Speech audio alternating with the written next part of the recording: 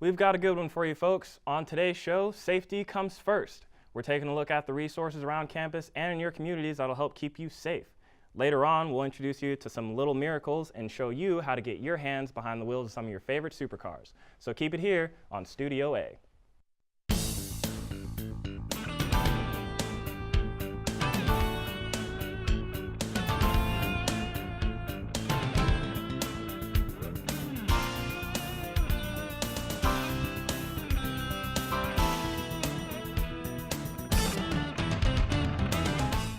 Hello everyone and welcome to our show. I'm your host Keenan Colbert, and joining me around the table is Joseph Cretion, Ashley Robertson, Kirby Johnson, and Megan Stokes.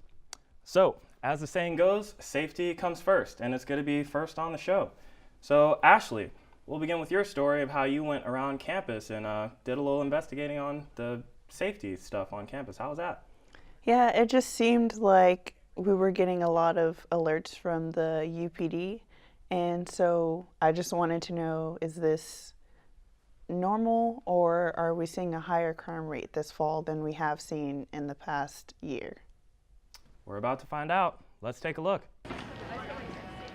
This semester, Texas State students have received 4 alerts from the university, alerting them to an attempted robbery, an attempted assault, and 2 sexual assaults. If you're walking at night, you want to walk in a safe walking group, which is 3 or more people. I always walk with a group of people. I never walk by myself, so I feel pretty safe, and it's not that far away.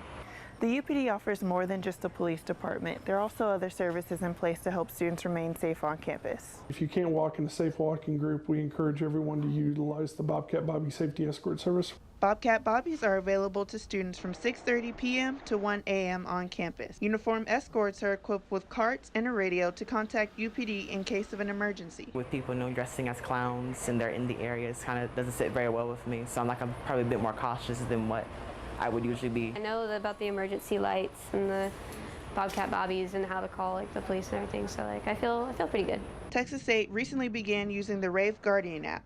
The app allows students, faculty, and staff to create a safety profile, submit anonymous tips, call campus safety, and alert friends or family members to notify them that they've made it home safely. Ashley, I've got to say, I'm really glad that you did such an important and informative story. Yeah, I really wanted to educate myself on how safe our campus actually is. So is the amount of crime typical for a fall semester?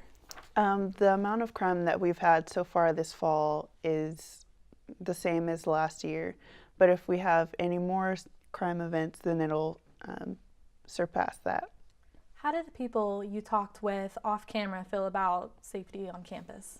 They seemed to feel pretty safe. A lot of them knew about the Bobcat Bobbies and the security escorts. It was pretty cool to explain to them about the Bobcat Guardian app. Well, thanks for the story, Ashley. Let's keep the safety theme going and move to Megan's story. So Megan, I understand that there was an event in Round Rock where kids and families got to take a glimpse into the day-to-day lives of some of our first responders. Yes, the name of the event was Public Safety Day. It's been going on for a few years, and there were different departments that were represented, like the Round Rock Fire Department, Police Department, and the SWAT team. Sounds like a good time. Let's take a look. Public Safety Day began in Round Rock more than 20 years ago. This annual event gives adults and children alike a closer look at the day in the life of a firefighter, EMT, or police officer. I'm back, y'all. So every car we go on. Kids were able to see a demonstration of a vehicle extraction, pet a narcotics dog, and see inside some of the vehicles used by several Round Rock safety departments. This event is not only designed to bring the community together, but to educate families on what our first responders do. Today's event is to start the foundation with the young kids in our community, to let them know that we are just another individual in the community that they can use as a resource if something happens or they need help.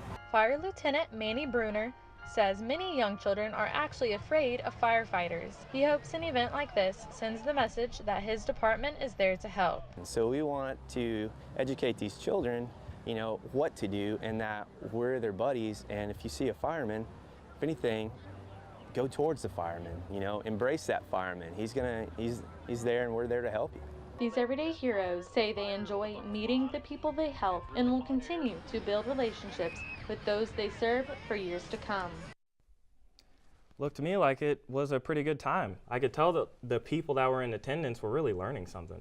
Yeah, especially during that vehicle extraction, the whole crowd was really involved and they were really enthusiastic. It seemed like this event was geared more towards parents. How did children react to this? Children, you would think that they would be afraid of those kinds of things, but with those big fire trucks and SWAT trucks, they looked really comfortable seeing something totally new. They're really excited. What was the most interesting thing you found out there? The most interesting thing was probably the narcotics dog that they had people pet. I found out that it's not only used for drugs, but it can also help find missing people, like children and senior citizens. Well, thanks for the story, Megan. Up next, we're taking a closer look at homecoming and the experience that comes with it. Also, for those of you who like to lead from the front, we'll show you where to go to distinguish yourselves amongst your peers. This is hydrocodone. Take 1 a day. Don't take it with any alcohol.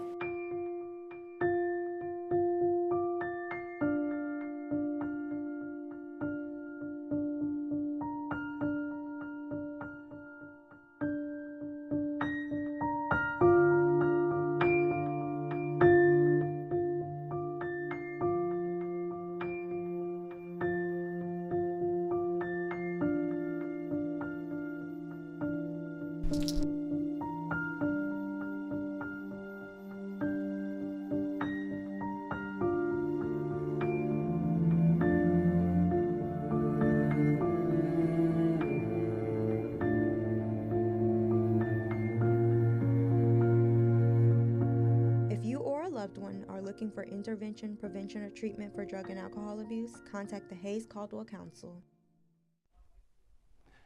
Welcome back, everyone. As we all know, homecoming is right around the corner. Kirby, you got a chance to get a little insight on the whole experience that comes with it. Yeah, so homecoming here at Texas State is a really exciting time, as we know, and homecoming court is what really makes our university unique. Texas State is one of few universities that still do homecoming court, and so I really just wanted to take a look at the process of being a part of that. I'm excited already. Let's take a look. Homecoming at Texas State is a time where Bobcats celebrate their true pride and spirit. The Homecoming Talent Show, Carnival, and Spirit Rally are just a few events that take place to unite the campus during this time. Texas State senior Brianna Gordon hopes to become the face of Pride and Spirit by running for Homecoming Queen. And while there can only be one winner, being crowned means more than roses and a tiara for this Bobcat. I want to run for Homecoming Queen to just inspire people to be themselves, to be their own kind of beautiful, and to make the most of their time here at Texas State University. Homecoming court is a tradition Texas State has kept alive for years to showcase the student leaders here on campus. It's just really great for them to feel appreciated, and the whole university gets to see them at halftime, and that's a really great feeling. Gordon prepared by creating a social media presence and campaign to explain to the campus why she deserves the crown. So even if I weren't to win, it's still great to have people who have been there to encourage me and help support, and it's just all a part of the college experience. Whether Gordon gets the support she wants, we'll find out this weekend. All the votes are in, and the winner will be crowned at halftime of the football game against Louisiana Lafayette. Looks to me like Brianna put a lot of effort into winning this year. No, she really did. She put about a month of planning into this whole process, and it all paid off at the Homecoming Talent Show. She was announced top 4, so she will be on the football field on Saturday during halftime, hoping to take home that crown. What was the best part of shooting that story? The best part of shooting the story was just really getting to know what homecoming court meant to these students. You know, it's more than just a sash and a crown. It's really being recognized for their accomplishments and their leadership and involvement here on campus. What's your favorite part of homecoming? My favorite part of homecoming is tailgate. I feel like it's just that one thing that really makes your college experience. It's a great time. You get to hang with friends, alumni, and it's what really gets you pumped before a football game. Well, thanks for the story, Kirby. Being elected for homecoming is one way to definitely stand out amongst your peers. But there is another way. Studio A's Dayanara Rios found out some students are distinguishing themselves in leadership roles here on campus. The Leadership Institute at Texas State offers resources and programs to build student leaders on campus. It began 6 years ago under the Dean of Students office. It's grown from there to programming that covers students from all areas of their leadership journey. So for people that are just getting started, whether they're incoming freshmen or they may be a junior, to those who have been in leadership roles and are looking for that next level experience. The Medal of Hope program allows student leaders to be recognized for their leadership development in the community. It just shows my growth of where I became when I first got here. I'm a first generation student, so it was like coming here, it's a whole new world for me, you know, and I get very emotional because it's like a big development from where I started to where I am now. The Dean of Students says the Medal of Hope is not just an end goal for student leaders. And when you graduate, you're leaving this university with a desire not only to excel professionally, but also knowing that when you reach that success, you always remember to serve the communities you live. For more information on the Medal of Hope requirements, the Leadership Institute is located on the 4th floor of the LBJ Student Center. Thanks for the story, Di. Miracles don't always fall from the sky, and you don't always have to be rich to enjoy the finer things in life. We'll bring you those stories coming up next after the break. The LBJ Student Center is home to many different things, but on the 4th floor resides Texas State University's own Get Involved at LBJ Student Center. Here, students can find various information on different organizations on campus. The goal of Get Involved at LBJ Student Center is to contribute to meaningful experiences by engaging Bobcats in student organizations, service to the community, and participation in programs. With our organizations, with volunteering, with everything that we have that students can get involved with, it creates the full college experience so that when you look back in a couple years, you're like, I did so much more than went to class. I made friends, I made connections, I networked, I became a leader, and it helped me with getting to where I am today. There are over 300 registered student organizations here at Texas State University, and the number continues to grow. With so many, there are opportunities for any student to get involved. For more information on the office and how you can get involved at LBJ Student Center, visit the Get Involved website or visit the front desk on the 4th floor of the LBJ Student Center. Welcome back. Premature babies make up 1 out of every 9 births in the U.S. It's truly an uphill battle for these babies to survive, but with the help of friends and family, most of them make it through. I was fortunate enough to cover the story for a NICU reunion and graduation. They're the children of miracles, celebrating another day of life with friends and family. These miracle babies have triumphed over being born prematurely, sick, or in many cases, even both. Today, they're celebrating their now happy and normal lives with their families, doctors, and nurses at St. David's Hospital. Everyone who had a hand in making that baby's experience the best possible experience it could be is here today to see our babies. The fun and games may have been for the children, but the reunion was meant for all. Child IDs were made for the parents, and families were reunited with the medical staff that helped pull them through. These are the very doors where miracle babies leave NICU in the arms of their families for the very first time. Rolling out of the hospital with King, knowing that he's going to have his first breath and fresh air was everything. What to expect when you're expecting, and all these kinds of books that you have pertain to a term newborn. Nobody prepares you for a premature baby. Life, health, and unity were celebrated at this reunion, and today was proof that not only do miracles come true, but sometimes they walk among us. Thank you. Keenan, what was it like being around all of those little miracles? I've got to say, it was phenomenal to be around so many individuals that's gone through so much at such an early age. It was miraculous, and the friends and the families and the staff and all the love and support that I saw while I was there, it was unlike anything I've ever experienced. It sounded like King had a wonderful backstory. Can you tell us a little bit more about him? Absolutely. So King was Roxanne's son, the woman in the interview, and King was born 5 months prematurely. And I mean, I'm not a parent, but I can only imagine the kind of fears that a parent will go through once they have a premature baby. There's a lot of fears that go into that. But with the help of social media, Roxanne connected with all of her friends and all of her families, and they all showed King so much support through social media and like throughout her life, and it felt like they were all going through that journey together. So King's like alive and well and happy today, and he's at home with his family more than likely right now.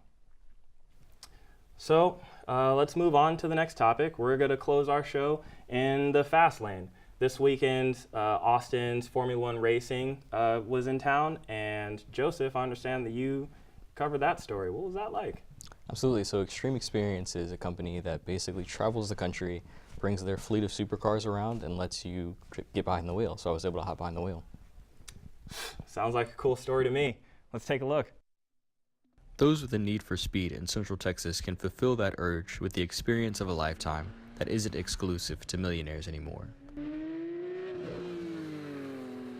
The Extreme Experience was in Austin, allowing anyone with a license and money to spare to take a few laps in the $1 million sports car of their dreams. We want to be able to let them feel what it's like to push a Ferrari down a track or a straightaway. So that was important to us, to check these bucket list items off for people and really get them the experience of a lifetime. Extreme Experience is a company based out of New Orleans that travels the country and allows the average person to drive their dream car. The Extreme Experience starts with an hour-long training session on the do's and don'ts of driving each supercar. Following that, drivers sign a waiver and then they get to hop in their preferred supercar. I'm 13. Trying to choose between three cars. The Ferrari F430, I think that's what it's called. The McLaren or the Lamborghini Huracan. The starting price to drive a supercar is $219. The track and waiting lines were filled with people of all ages and backgrounds ready to hop behind the wheel of their dream car. Extreme Experience is done in Austin for now, but the ride of your dreams will be back in town in January. That looks like a great way to check something off your bucket list for anybody with the need for speed, man. Absolutely, it definitely was. You know, I got to hop behind the McLaren. It was an awesome experience. We got to hit about 180 miles per hour on straightaways and around 2 Gs on those curves. So it was definitely an extreme experience. How did you find out about the Extreme Experience?